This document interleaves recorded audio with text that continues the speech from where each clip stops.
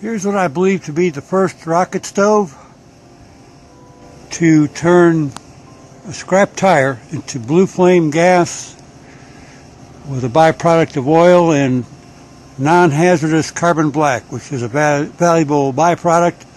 It can actually be sold back to the market.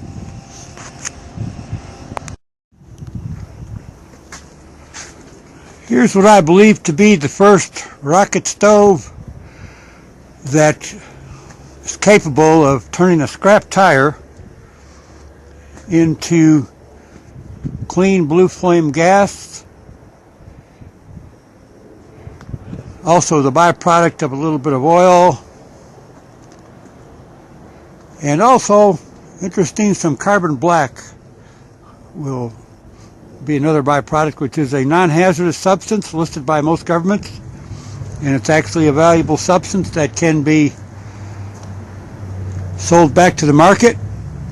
I'll explain all this later. Generally, it involves a gasifier chamber here with a little copper tubing, and there's a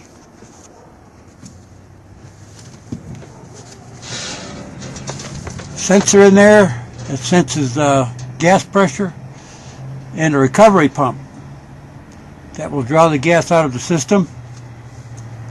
And I'll explain more of this as we go on. Thank you. Okay, now we're going to start here with just typical scrap tire. Because of the size of the apparatus there, it can't be too large at this point.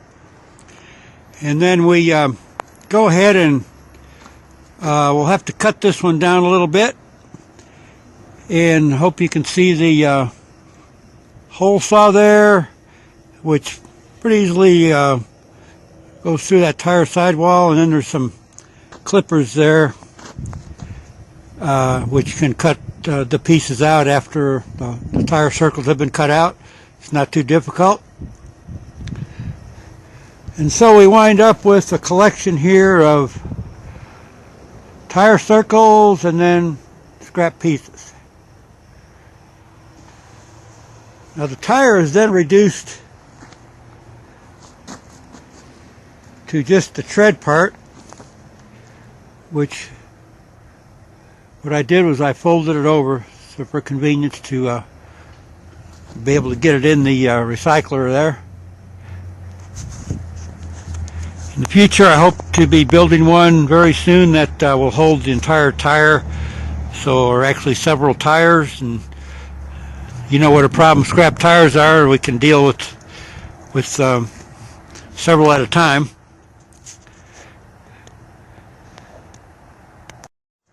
Now, for convenience sake, I made a little loading container here.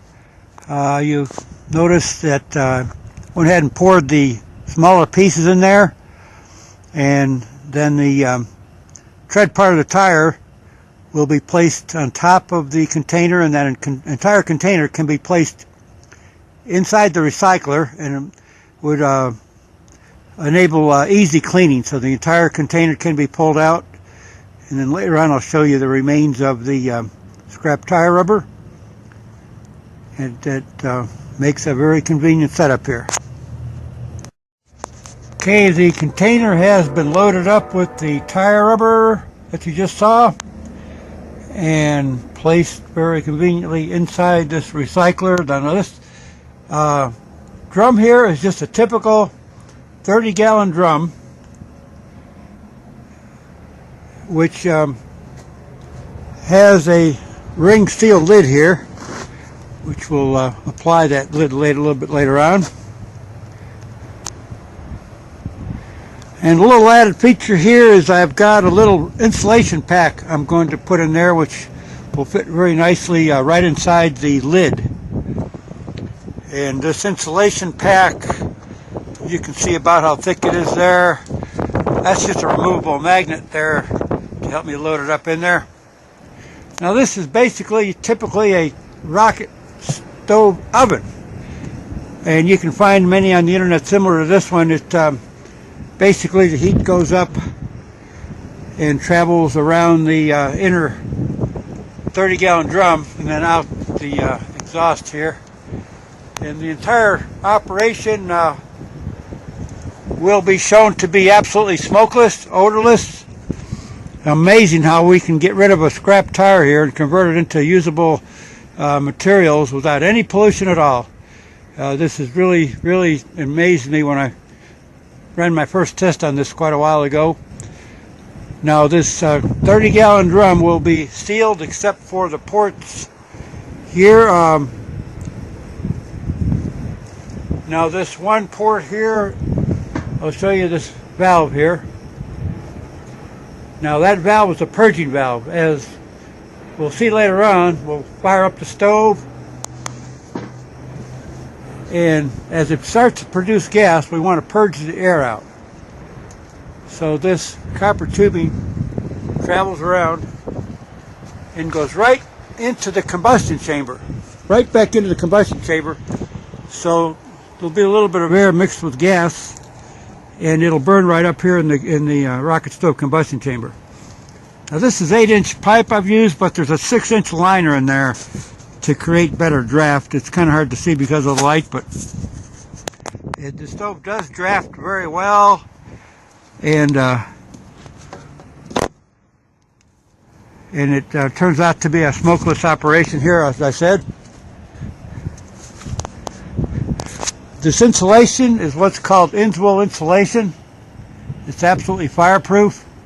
You can find that on the internet. You can hold a torch on there and it won't ignite that insulation. It's very high temp past 2600 degrees. Okay, now the insulation pack has been placed in there real nicely, and right now we'll go over some facts here that the heat from this rocket stove oven will travel out towards this lid. Here now, you can order these 30-gallon drums on the internet or find them in cities, and if you're fortunate, you'll find one with a rubber seal.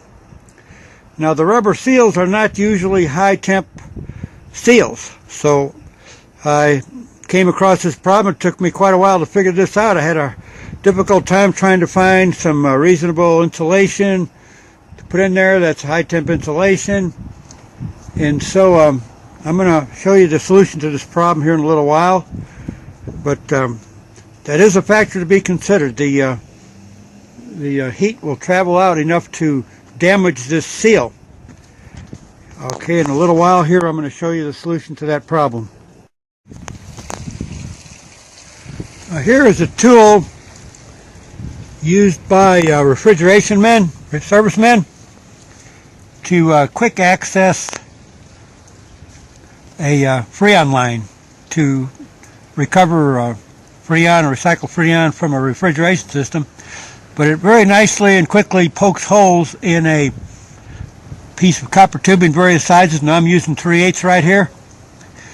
And what I did was I took a length of copper tubing and poked holes in it and wrapped it around the drum there, just by the lid. And so it, for lack of a better way of doing it right now, the terminology I was looking for a little while ago was gasket. I could not find a high temp gasket that would work in that lid. It has to be thin enough, high temp enough, and to actually prefabricate a door which would seal perfectly well like it has to seal. It would be, which I am working on that. I'll be glad to share that with YouTube viewers later on. But for now, this works. It'll keep that lid cool enough so the gasket is not, the little rubber gasket in there is not damaged.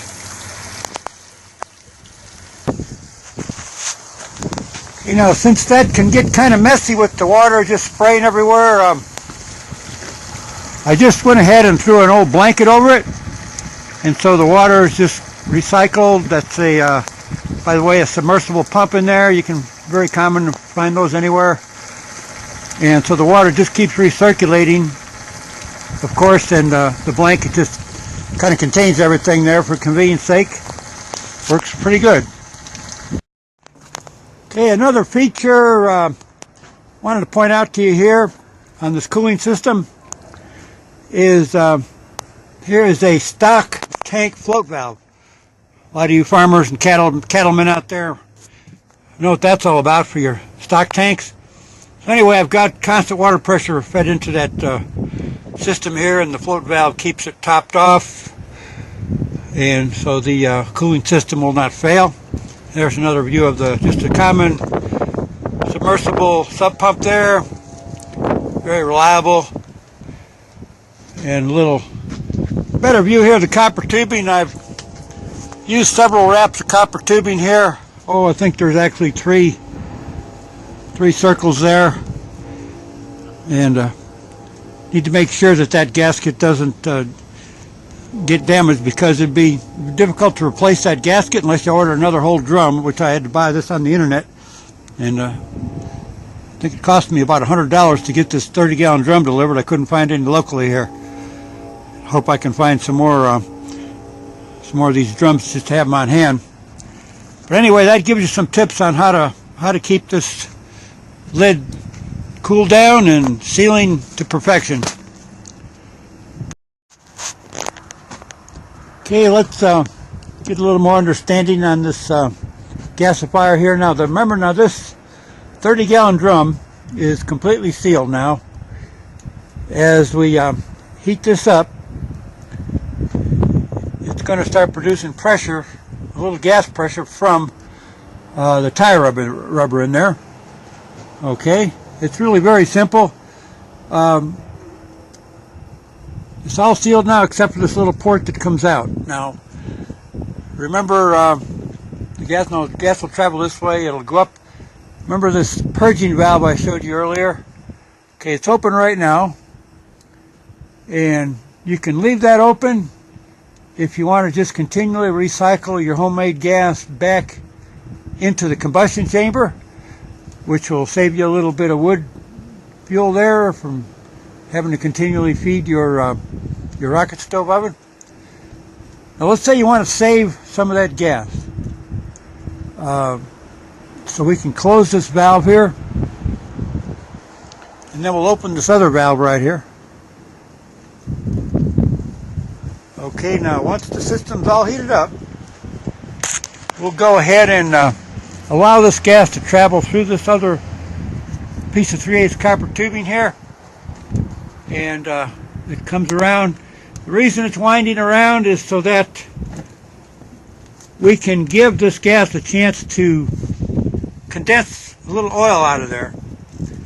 It won't be very much oil, but okay, it's winding around here, and it's going into the bottom of this propane tank here that I plumbed out here. And okay, so the gas is entering here. It's going to condense. The oil that's condensing is going to accumulate in this tank here, and here's a little valve to let the produced oil pour out here into a little container, and then the pressure that's built up in this little tank here will travel up through this other piece of 3/8 copper tubing, and it's going to travel around here and come into the bottom of a secondary kind of filtering, condensing tank here. Notice a little check valve there. Of course, that valve will have to be opened later on. And it's going to start building up pressure in this tank here, just a little.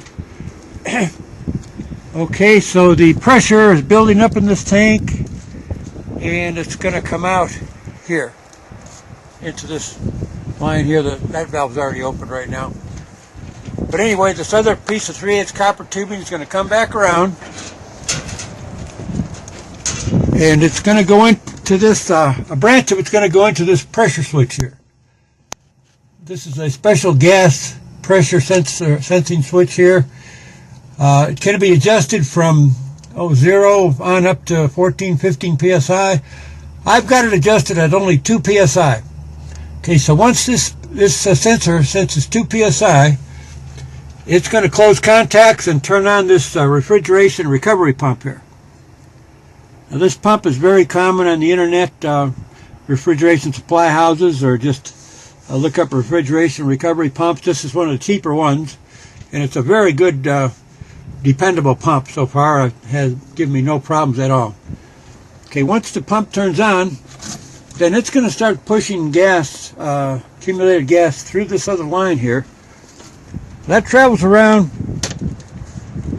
This is very simple, really. Don't get confused now. This is going to go traveling around right into this holding tank here. This has got a little check valve, and once we get this heated up, I turn this valve here, and then the whole thing is automatic after that. As soon as it senses 2 psi, it'll come on, and at 0 psi, the switch will turn off the pump. So you'll just sit there and watch it recycling. You'll be accumulating homemade gas in your tank there, which later on I'm going to show you how cleanly that gas burns. We'll get a little burner over here. Actually, I've put it into this gas cook stove. You could actually cook off of this gas made from these tires. It's just unbelievable. When I first saw this, I was so amazed I couldn't sleep that night. I was just so impressed. I didn't know how it was going to turn out. Here is the company that I bought the switch from. There's the model number there. I hope it turns out good on this video. There's the company name. It's a division of DWYER, Dwyer Institute there. But then there again is the model number.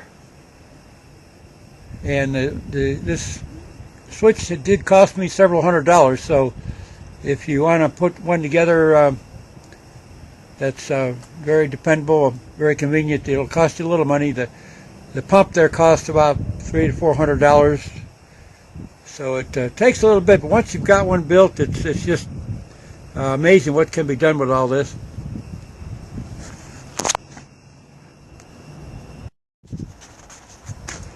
Going back here to give you a little better view of this picture of this box that I got my pressure switch in. The sun is glaring so bad. You know how these cell phones are. The sun glares at them so bad you can hardly see where you're taking a photo of, but I'm going to try to get the whole thing in here a little better.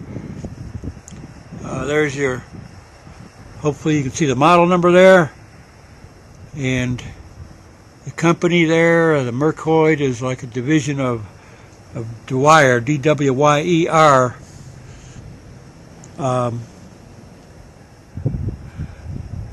It took me quite a while to choose the right switch. I went through a lot of research there. And this one is just excellent because it has such a wonderful wide range of adjustment points. You can adjust it however you want for closing contacts and opening the contacts there. So I just wanted to save you trouble and go back over and make sure you saw this. Okay, I've already ran a batch through here as I've described to save a little time here so this video doesn't get too lengthy here. There's one more feature I missed here earlier. There is a line here that's applied here to allow a K probe for a digital thermometer to be pushed down through there, and it goes all the way through and comes right out inside of here.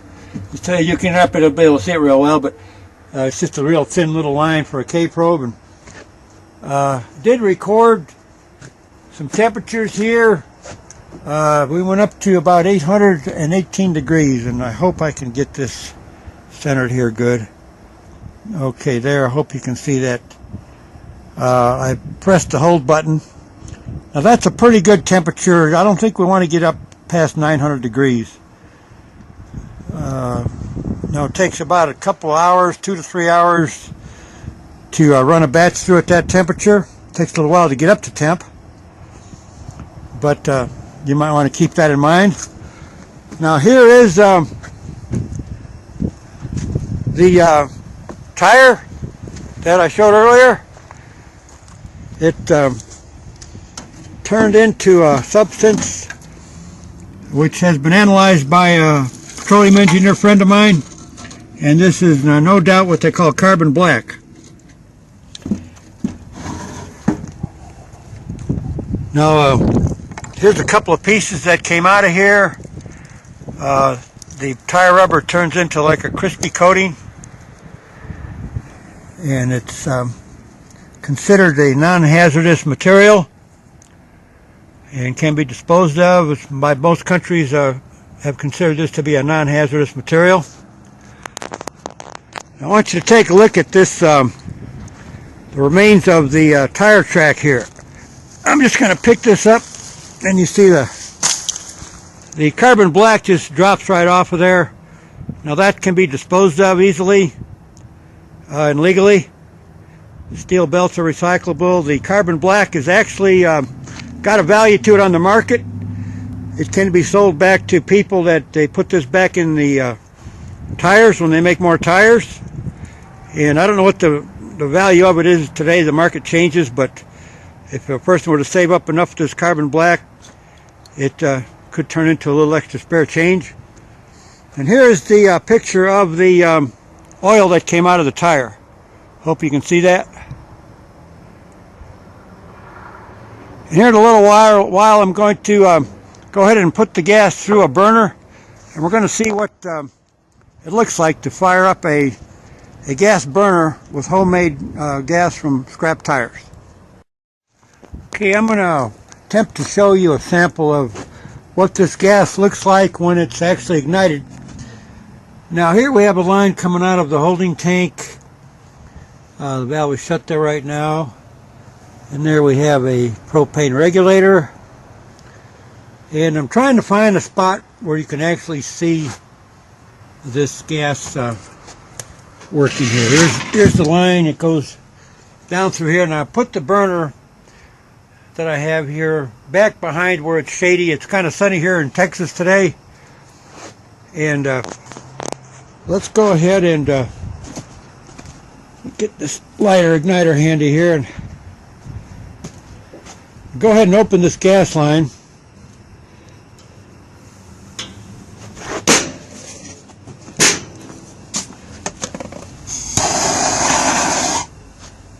And the gas burns so clean that it's hard to just even see it with the naked eye here. I'm right in front of it. But there's no odor here at all to it. I doubt you can even see the flame there, but it's burning. Now the only way I can prove it is I'm going to go ahead and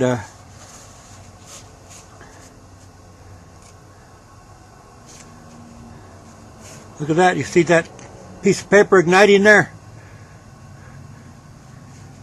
You can see that flame, but the flame from the, put that out there.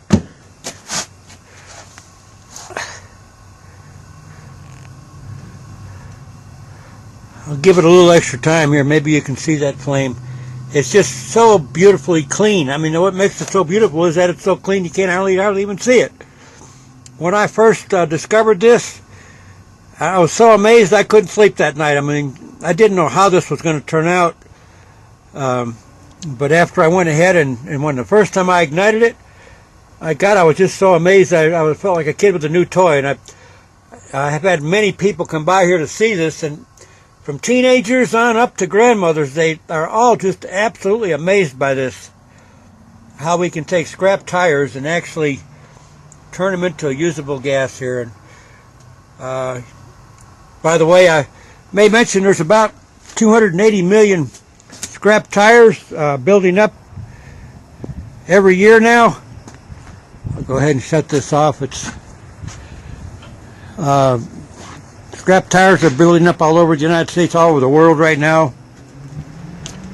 And possibly if more people had homemade tire recyclers, we could make the world a better place. I'd like to show you this again on the end product here after the scrap tire went through the recycler there. Thought you'd like to see this again. Here is that tire track that I showed you. We had folded it over, and when you pick it up and drop it, you can still see a little bit of that tire track on there. Could have probably left it in there a little bit longer, but when you drop it on the ground there, the carbon black just flakes off like a crispy nature here, and it just now I've tried igniting this like charcoal. It will not ignite very easily, so it's like I say, it's listed by the United States government as a non-hazard. I've inquired, it can be thrown in landfills without any complaints. It can't hurt anything. But there it is. That's what's left of a tire that was a nuisance. Now it can be recycled and be worth something.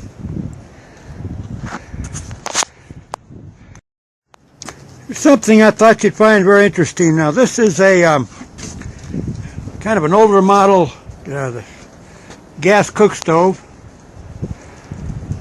Got the lid up here. Now I'd like you to observe down here. You're going to see what looks like a hex head nut. Hope you can see that.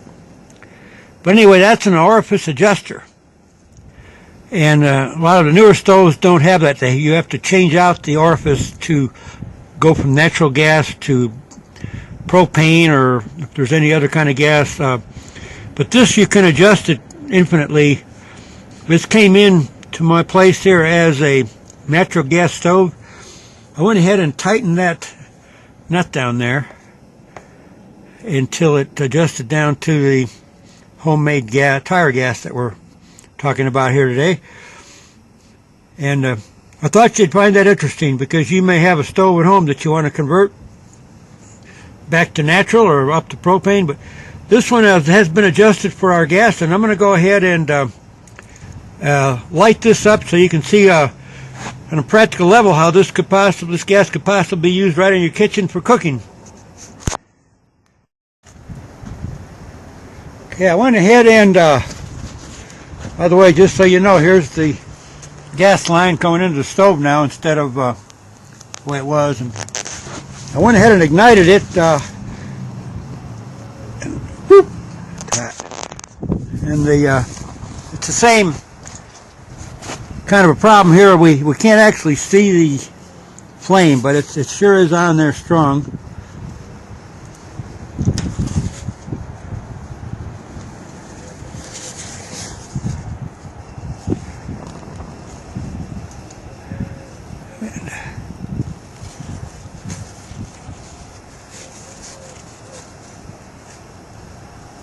There we go. There you can see how it ignited this piece of paper towel here.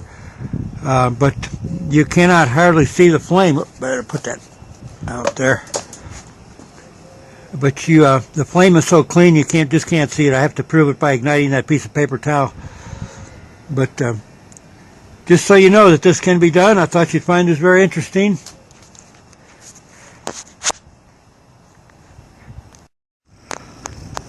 Here is part of my next project. This is a 110-gallon drum with a lid that seals. I found on the internet, and it will be similar to the one I showed you earlier, only bigger. This drum here will hold at least 3 16-inch tires, and I hope you're getting a good picture of the glare here in my phone. I'm not sure if I'm aiming the right way, or I think you got it there. But that's pretty nice. That's 110 compared to a 30-gallon. So we can load that up with quite a bit of material, get rid of a lot of waste material that normally just is a nuisance. And here is my email address. Hope I get it lined up here. It's what it takes, spelled just like it sounds. 777 at gmail.com, and giving the glory to God here, which I believe the Lord has inspired me to put this project together. I couldn't do it on my own, and seeking to help the people of the world. Now you may email me. I'm sure you can see many improvements that I could be making here, but my time is limited. We're expecting some bad weather here in Texas, any time now. This is going to be the last sunny day for a while, and it's just when I'm kind of moving the phone around to make sure I get that in there good. But you're more than welcome to email me. I know you may have some suggestions for improvements.